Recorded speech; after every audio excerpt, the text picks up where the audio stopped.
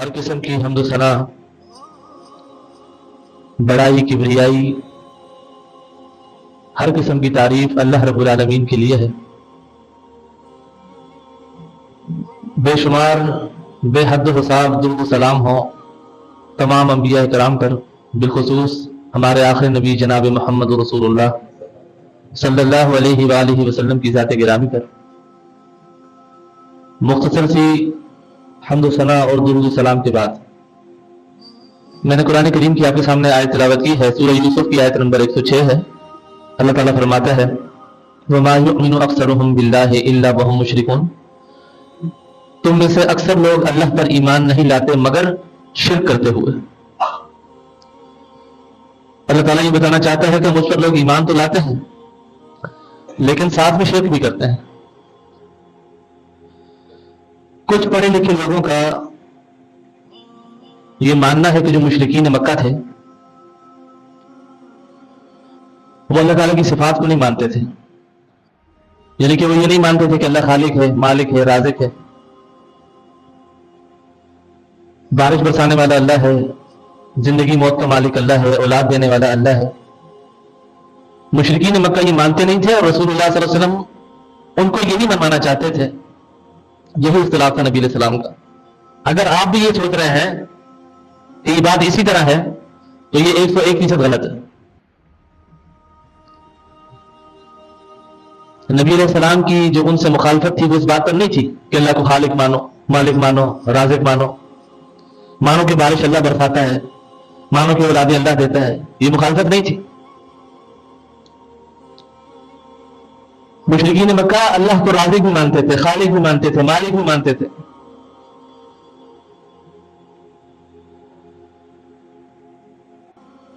قرآن کریم خود جا کر گھر پڑھ لینا۔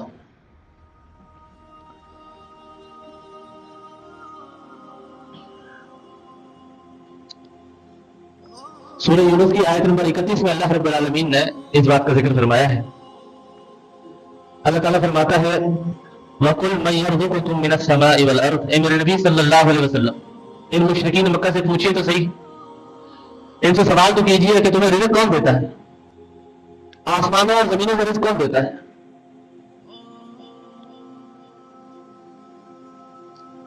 دوسرا سوال فرمایا أَمَّنْ يَمْلِكُ السَّمْعَ وَالْأَبْصَارَ، ان مشرکین مکہ سے پوچھا تمہارے کانوں کا اور آنکھوں کا مالک کون ہے۔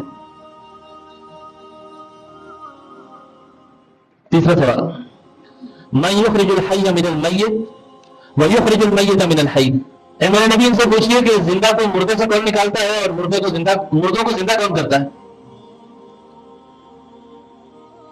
اللہ تعالیٰ نے ایک ایک صفت پوچھنے کے بجائے بڑا ہی جامع الفاظ استعمال کیا قرآن کریم کے اندر۔ فرمایا وَمَن یُدَبِّرُ الْأَمْرَ، ان سے پوچھئے دنیا کے جتنے بھی کام ہیں ان سب کاموں کی تدبیر کون کرتا ہے۔ اللہ نے بات ہی ختم کر دی۔ فَسَيَقُولُونَ اللَّهُ، یہ آپ سے کہیں گے، آپ کو جواب دیں گے کہ یہ سب کرنے والا اللہ ہے۔ ابو جہل سے پوچھا جائے کس کا کھاتے ہو، کہتا ہے اللہ کا۔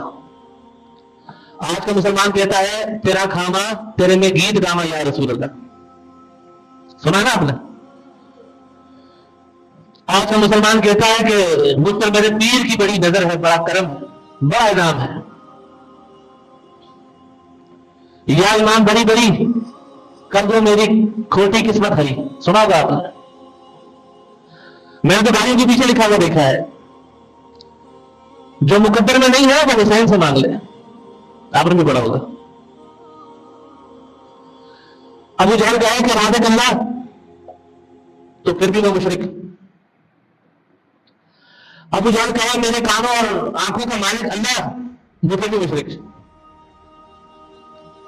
ابو جہل کہا کہ زندہ کو مردہ اللہ کرتا ہے، مردوں کو زندہ اللہ کرتا ہے، وہ پھر بھی مشرک۔ ابو جہل کہا کہ دنیا کی تمام کاموں کی تدبیر صرف اللہ کرتا ہے، وہ تب بھی مشرک۔ آگے چلیں، صحیح مسلم کے اندر ان کا تلبیہ موجود ہے۔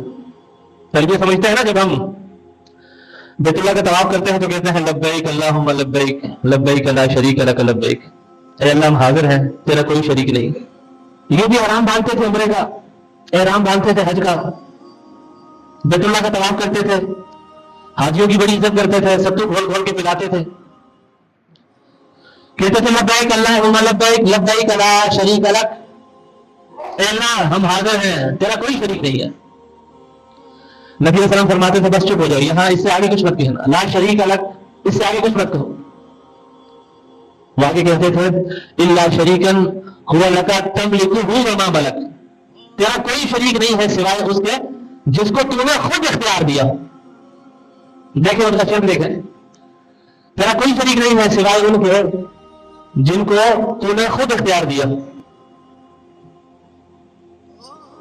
ہم آج کے مسلمان سے کہتے ہیں کہ بھائی قبر پر سجدہ کیوں کرتے ہو، منتیں کیوں مانگتے ہو، مشکل کشائی کے لیے شیخ عبد القادر جیلانی کو کیوں پکارتے ہو، حضرت علی کو کیوں پکارتے ہو، قبروں کی مٹیاں کیوں کھاتے ہو، کیوں ان کی عبادت کرتے ہو، کیوں ان کی پوجا کرتے ہو؟ تو ہمیں کہتے ہیں ہم ان کی عبادت کر رہے ہیں، کیا ہم ان کی پوجا کر رہے ہیں؟ بھائی ہمارا تو یہ عقیدہ ہے کہ یہ اللہ کی عطا سے ہمیں دیتے ہیں، یہ کہا جاتا ہے نا کہ اللہ ہمیں دیتا ہے اور پھر یہ اللہ کی عطا سے ہمیں دیتے ہیں۔ مشرکین مکہ کا بھی یہ عقیدہ تھا، کیا کہتے ہیں الا شریکا هو لک تملکه وما ملک، اے اللہ تیرا کوئی شریک نہیں ہے سوائے اس کے جس کو تو عطا کر دے، جس کو تو مالک بنا دے۔ اب یہ بھی سوچے کہ مشرکین مکہ اللہ کو پکارتے نہیں تھے، تو غلط کانسیپٹ ہماری نظروں میں اور ہمارے دماغوں میں بٹھا دیا گیا ہے۔ قرآن کی جو آیات ہم شرک کے رد میں پیش کرتے ہیں، ہمیں کہا جاتا ہے کہ نہیں یہ تو بتوں کی نہیں نازل ہوئی تھی۔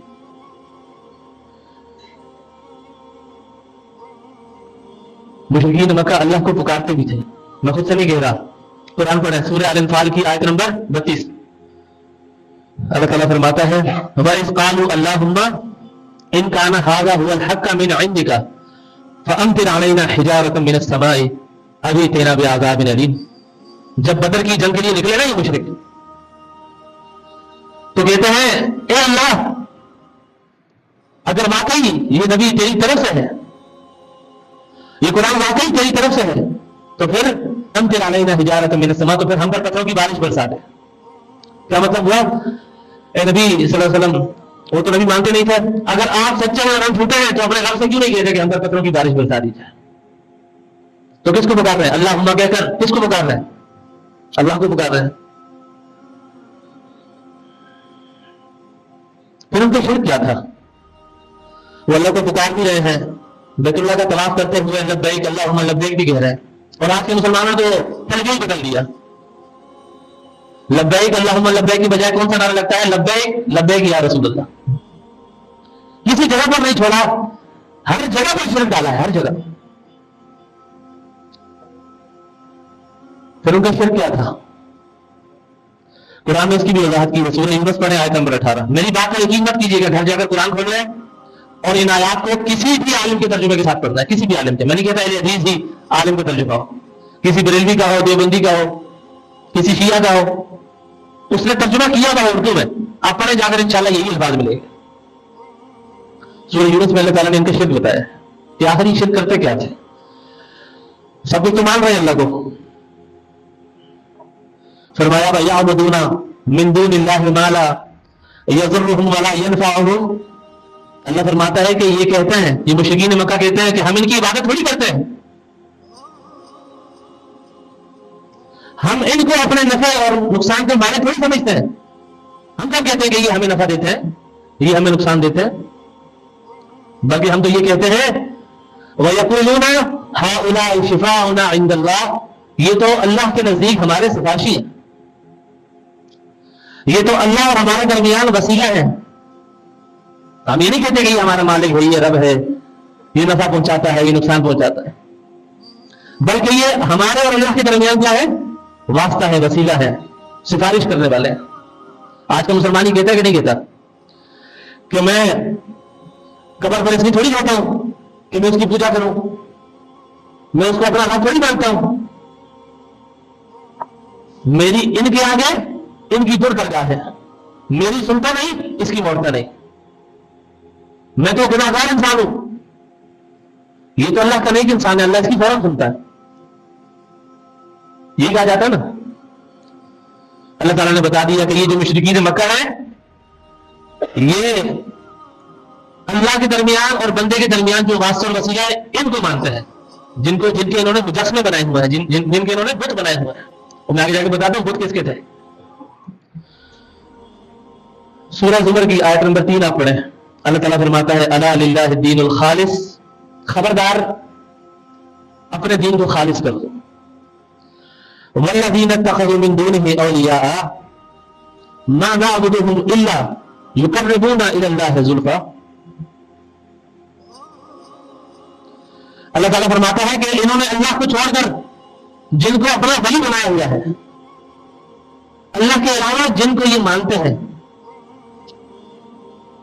ان کے بارے میں اگر آپ ان سے پوچھیں تو یہ کہتے ہیں ما نعبدهم، ہم ان کی عبادت تھوڑی کرتے ہیں، الا لیقربونا الی اللہ زلفی، ہم تو یہ اس لیے کرتے ہیں تاکہ یہ اللہ کو ہمیں اللہ کے قریب کر دیں، ہمیں اللہ کے قریب کر دیں، ذریعہ بن جائیں، سبب بن جائیں کہ ہاں اللہ ہمارے قریب آ جائے، ہم اللہ کے قریب چلے جائیں. ہم ان کو معبود تھوڑی سمجھتے ہیں. تو پھر مشرکین مکہ کو آگ کیوں لگی، ان کو تکلیف کیوں ہوئی جب اللہ کے نبی نے فرمایا قولوا لا الہ الا اللہ؟ کیوں تکلیف ہوئی؟ سب کچھ تو مانتے تھے نا، وہ بھی جانتے تھے، وہ جانتے تھے کہ یہاں الہ سے پہلے لا ہے اور الہ کے بعد اللہ ہے، کہ یہ جو لا کی تلوار چلا رہا ہے یہ نبی، کہتا ہے کہ کوئی الہ نہیں ہے. تو پھر جو 360 بت ہم نے بیت اللہ میں سجا کر رکھے ہوئے ہیں، بارش دینے والا الگ ہے، اولاد دینے والا الگ ہے، دنیا سرانے والا الگ ہے، بیماری دور کرنے والا الگ ہے، یہ تو لا کی تلوار سے سب کو کاٹ رہا ہے. کہتا ہے کہ کوئی الہ نہیں ہے، اللہ صرف ایک اللہ جو ہمیں نظر ہی نہیں آتا. ان کو تکلیف بھی ہوئی تھی. رسول اللہ فرماتے تھے الہ کسی کو نہ مانو.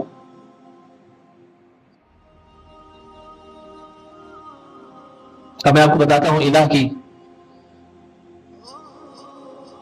دو صفات، صرف 2 صفات آپ کے سامنے پیش کرتا ہوں انشاءاللہ. وہ صرف الہ نہیں پائی جاتی ہیں، نہ کسی نبی میں، نہ کسی ولی میں، نہ کسی پیر میں، نہ کسی صحابی میں، نہ کسی فرشتے میں. وہ 2 صفات جس میں پائی جائیں وہی الہ ہے. اور اگر ان دونوں میں سے ایک یا دونوں صفتیں کسی اور میں مان لی جائیں تو گویا اس شخص نے اسے رب بنا لیا، الہ بنا لیا. سب سے پہلے قرآن کریم سے ایک میں مثال دیتا ہوں آپ کو. سورۃ توبہ کی آیت نمبر 31 نازل ہوئی. اتخذوا احبارهم ورهبانهم اربابا من دون اللہ.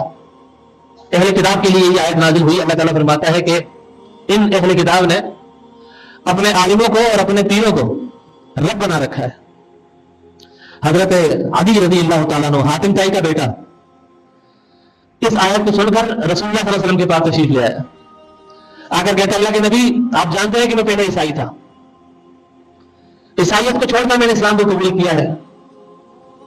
اللہ کے نبی کوئی بھی عیسائی اپنے کسی عالم کو رب نہیں مانتا، کوئی بھی عیسائی اپنے کسی پیر کو رب نہیں مانتا. تو پھر اللہ نے قرآن میں کیوں فرمایا اتخذوا احبارهم ورهبانهم اربابا من دون اللہ، کہ اللہ کو چھوڑ کر اپنے عالموں کو اور اپنے پیروں کو رب بنا دیتے ہیں. پھر اللہ نے ایسا کیوں کہا؟ نبی علیہ السلام فرماتے ہیں عدی یہ بتاؤ کہ تمہارے عالم بغیر دلیل کے کسی چیز کو حرام قرار دے دیتے تھے تو کیا تم اس چیز کو مان نہیں لیتے تھے؟ کہتے تھے جی ہاں یہ تو ہم مانتے تھے. فرمایا تمہارا عالم کسی چیز کو حلال قرار دے دیتے تھے بغیر دلیل کے تم مان نہیں لیتے تھے؟ فرمایا جی ہاں ہم مان لیتے تھے. نبی صاحب نے فرمایا یہی تو ہے رب بنانا، حرام اور حلال کرنا اللہ کی صفت ہے. تم نے اپنے عالموں میں مان لی تو گویا تم نے انہیں رب مان لیا. یہ قرآن کی آیت میں نے بطور مثال پیش کی ہے. آگے جو میں الہ کی 2 صفات بیان کرنے لگا ہوں اس کے لیے اس آیت کو بطور دلیل پیش کیا ہے. الہ کی سب سے پہلی صفت عالم الغیب ہونا. میں جس کی تعظیم کر رہا ہوں، میں جس کے لیے نماز پڑھ رہا ہوں، میں جس کے لیے ہاتھ باندھ رہا ہوں، قیام کر رہا ہوں، سجدہ کر رہا ہوں، طواف کر رہا ہوں، قربانی کا جانور ذبح کر رہا ہوں، صفا مروا کی صحیح کر رہا ہوں، عقیدہ یہ ہے کہ وہ مجھے دیکھ رہا ہے لیکن میں اسے نہیں دیکھ رہا. الہ کی جو پہلی صفت ہے عالم الغیب ہونا، اس کی وضاحت کر رہا ہوں کہ میں جس کی عبادت کرتا ہوں، میں جس کی تعظیم بجا لا رہا ہوں وہ مجھے دیکھ رہا ہے ہر وقت دیکھ رہا ہے، میرے حالات سے واقف ہے، مجھے سن رہا ہے، لیکن میں اسے نہیں دیکھ رہا. آج المدد یا شیخ عبد القادر جیلانی کہنے والا کیا یہی عقیدہ نہیں رکھ رہا کہ میں شیخ صاحب کو نہیں دیکھ رہا لیکن وہ مجھے دیکھ رہا ہے؟ کیا مسجدوں کے باہر آپ نے لکھا وہ نہیں دیکھا یا شیخ عبد القادر جیلانی شیئن للہ؟ آپ کو ترجمہ پتا ہے اس کا؟ ہمیں دھوکہ دینے کے لیے کہتے ہیں کہ ہم ان پیروں اور ولیوں سے تھوڑی مانگتے ہیں، ہم تو ان کو وسیلہ لگاتے ہیں نا، ان کو وسیلہ بنا کر اللہ کی بارگاہ میں پیش کرتا ہے. آپ کو پتا ہے شیئن للہ کا مطلب کیا ہے؟ اس کا مطلب ہے اے شیخ عبد القادر جیلانی تجھے اللہ کا واسطہ ہے دے. یہ کیا بات ہوئی؟ ہمیں تو کہا جا رہا تھا کہ ہم ان کو وسیلہ بناتے ہیں اللہ کے سامنے کہ اللہ ان کے وسیلے سے ہمیں دے، لیکن اب شرک کی انتہا کر دی. عبد القادر جیلانی سے کہہ رہے ہیں کہ تو دے اللہ کے واسطے، تجھے اللہ کا واسطہ، تجھے اللہ کا وسیلہ، شیئن للہ تو دے. نبی علیہ السلام کے بارے میں یہ تصور نہیں ہے انظر حالنا یا رسول اللہ واسمع قالنا یا رسول اللہ، اے نبی میرے حال پر نظر ڈالیے، اے نبی صلی اللہ علیہ وسلم مجھے سنیے. کیا یہ عقیدہ نہیں ہے کہ میرا پیر میرا مرشد ہر وقت مجھے دیکھ رہا ہے، میں جس حال میں ہوتا ہوں اس کی نظر مجھ پر ہوتی ہے، مجھ پر میرے پیر کی نظر ہے؟ یہ اللہ کی صفت ہے، الہ کی، کہ میں اسے نہیں دیکھ رہا وہ مجھے دیکھ رہا ہے، جس کی میں عبادت کر رہا ہوں، جس کی میں تعظیم کر رہا ہوں.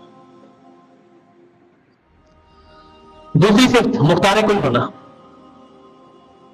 ہر چیز کا اختیار اس میں مان لینا کہ میری بیماری، میری صحت، میری عزت، میری ذلت، میری غربت، میری امیری، میری اولاد، میرا مال، ہر شے کا اختیار ایک اللہ کے پاس. ابھی اللہ کا ذکر نہیں کرتے، الہ کے پاس.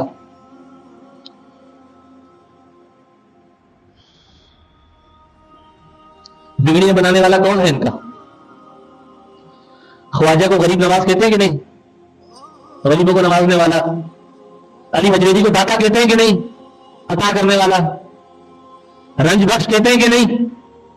غم بخش کہتے ہیں کہ نہیں؟ بچہ پیدا ہو جائے اس کا نام اللہ دیتا رکھنے کے بجائے پیر دیتا رکھتے ہیں کہ نہیں؟ پیر بخش رکھتے ہیں کہ نہیں؟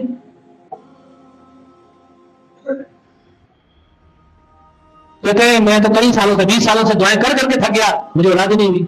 کسی نے مجھے بتایا فلاں بلے شاہ کی قبر پر چلے جاؤ ہو جائے گی. میں وہاں گیا، وہاں جا کر قبر کی مٹی کھائی، اسی سال مجھے بیٹا پیدا ہو گیا. اچھا بالفرض یہ بیٹا مر جائے نا، اب آپ تعزیت کے لیے جائیں اور کہیں ان للہ و انا الیہ راجعون، کیا ہو گیا؟ کہے گا بس جیسے اللہ کی مرضی. انعام اور اکرام کی باری آئے تو نسبت پیروں کی طرف، غم اور تکلیف کی باری آئے تو جیسے اللہ کی مرضی. اس پر قرآن کریم کی دو آیات میں آپ کے سامنے پیش کرتا ہوں. سورہ آل عمران کی آیت نمبر 5 ہے. اللہ رب العالمین فرماتا ہے ان اللہ لا یخفی علیہ شیء فی الارض ولا فی السماء. ترجمہ آپ بھی کر سکتے ہیں، ان اللہ بے شک اللہ، لا یخفی اس سے کوئی بھی چیز مخفی نہیں ہے، لا یخفی اس سے کوئی بھی چیز مخفی نہیں ہے، علیہ شیء فی الارض ولا فی السماء زمین اور آسمان میں جتنی بھی چیزیں ہیں اس سے کوئی بھی چیز مخفی نہیں ہے. ابن قیم رحمۃ اللہ علیہ فرماتے ہیں سیاہ رات ہو، کالی رات ہو، رات کا اندھیرا ہو، کالے بادل ہو، کالا جنگل ہو، اس کالے جنگل میں کالا پتھر ہو، اس کالے پتھر پہ کالی چیونٹی چل رہی ہو. یہ چیونٹی ایک پر بھی چلے تو اپنے قدموں کے نشان نہیں چھوڑتی، لیکن اللہ وہ ذات ہے جو اس چیونٹی کی آہٹ کو سنتا بھی ہے اور اس کے قدموں کا نشان جو اس کالے پتھر پر پڑ رہے ہو ان کو دیکھتا بھی ہے. اس سے کوئی چیز پوشیدہ نہیں ہے، لا یخفی کوئی چیز چھپی ہوئی نہیں ہے. آگے فرمایا هو الذی یصورکم فی الارحام کیف یشاء. کیا تم دیکھتے نہیں ہو ماں کے پیٹوں میں تمہاری تصویریں کون بناتا ہے؟ تین اندھیروں کے اندر، رات کا اندھیرا، ماں کے پیٹ کا اندھیرا، جھلی کا اندھیرا. پانی پر نقشہ بناتا ہوں، پانی پر تمہارا چہرہ بناتا ہوں، آدم کے پہلے بیٹے سے لے کر آج تک اور قیامت تک بناتا رہوں گا. ایک کی شکل دوسرے سے ملنے میں نہیں دیتا. تمہارے انگوٹھے بایو میٹرک کے نشان ایک کے دوسرے سے ملنے بھی نہیں دیتا. میں ایسا مصور ہوں. یہ بیان کرنے کے بعد اللہ تعالیٰ فرماتا ہے لا الہ الا ہو، تو پھر مانتے کیوں نہیں ہو کہ الہ صرف وہی ہے، الہ صرف وہی ہے؟ سورہ نمل کی آیت نمبر 62 میں اللہ تعالیٰ نے الہ کا مفہوم بتایا ہے. فرمایا امن یجیب المضطر اذا دعاہ ویکشف السوء ویجعلکم خلفاء الارض االہ مع اللہ قلیلا ما تذکرون. فرمایا کہ جو بے کس، مجبور، پریشان، مضطرب انسان مجھے پکارتا ہے تو میں اس کی پکار کو صرف سنتے ہی نہیں ہوں بلکہ اس کا جواب بھی دیتا ہوں. الہ مع اللہ، کیا کوئی ہے اللہ کے علاوہ کوئی الہ؟ قلیلا ما تذکرون، تم بہت کم نصیحت حاصل کرتے ہو،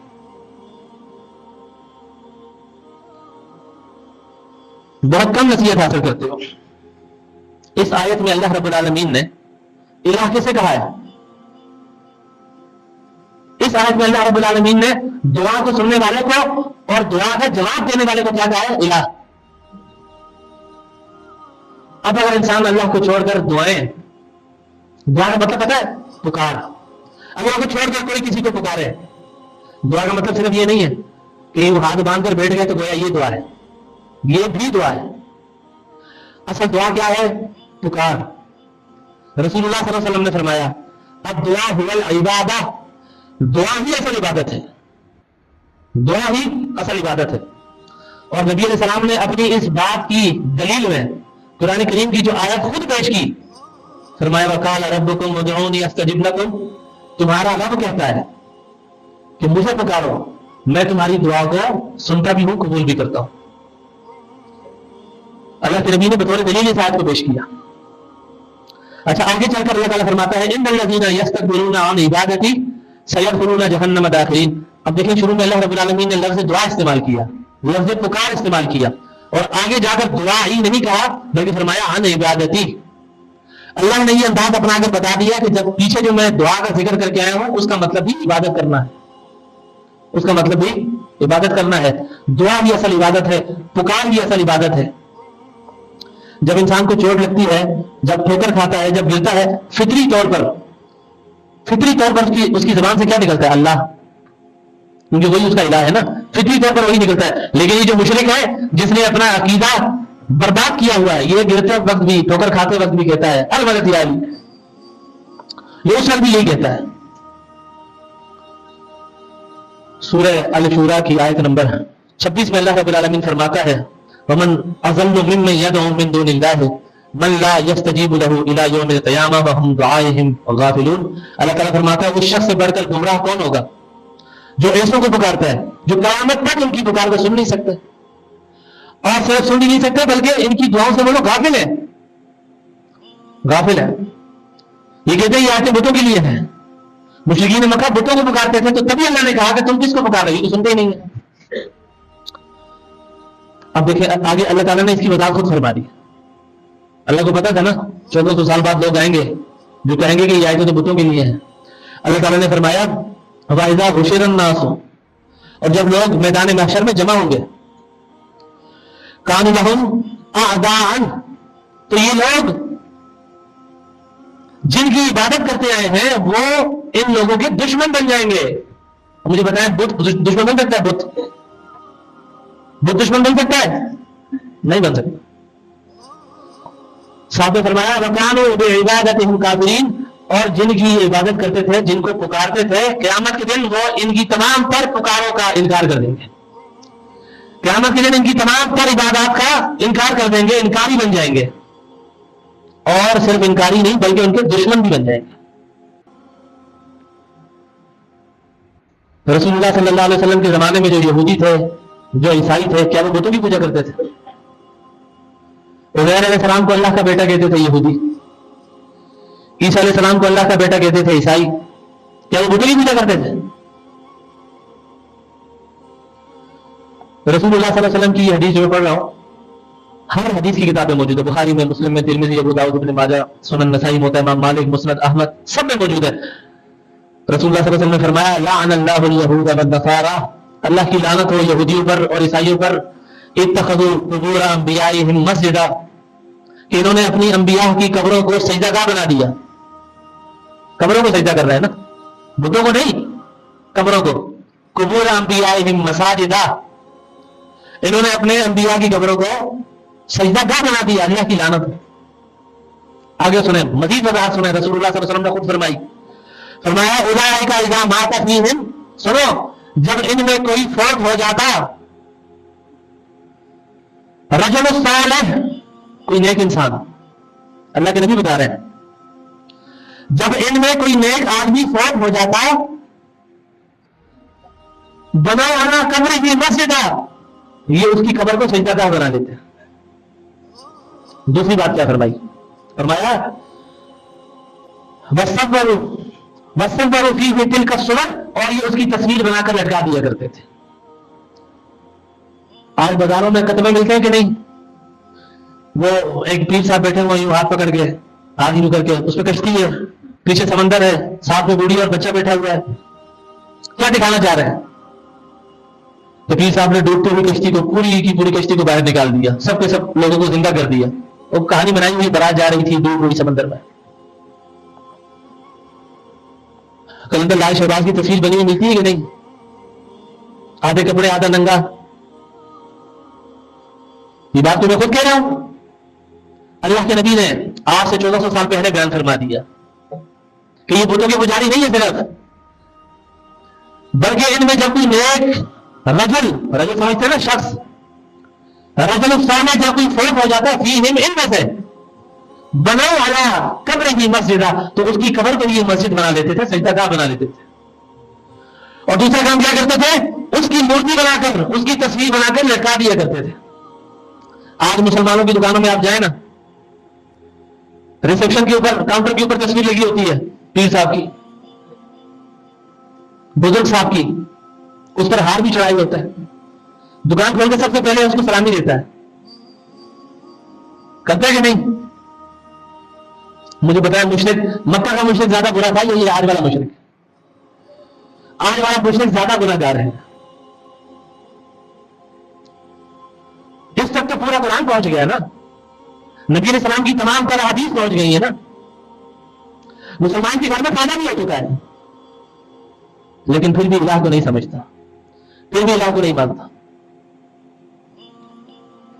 तो मैंने क्या आपके सामने वजाहत किया कि सिर्फ अल्लाह को खालिक, मालिक, राज़िक, बारिश बरसाने वाला, औलाद देने वाला मान लेना ये तौहीद नहीं है।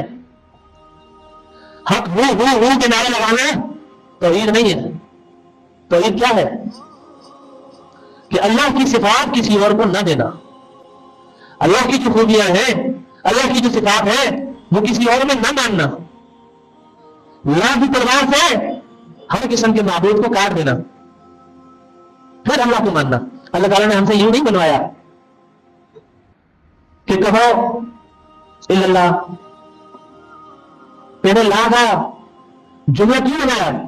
पहले अल्लाह ताला ने नफी कर दी कि जमीन में कोई रब नहीं, आसमान में कोई रब नहीं, आसमान के ऊपर कोई रब नहीं, जमीन के नीचे कोई रब नहीं, कोई इलाह नहीं, कोई माबूद नहीं। पहले तलवार चला दी ला की, फिर फरमाया इल्लल्लाह, अगर है तो सिर्फ एक अल्लाह।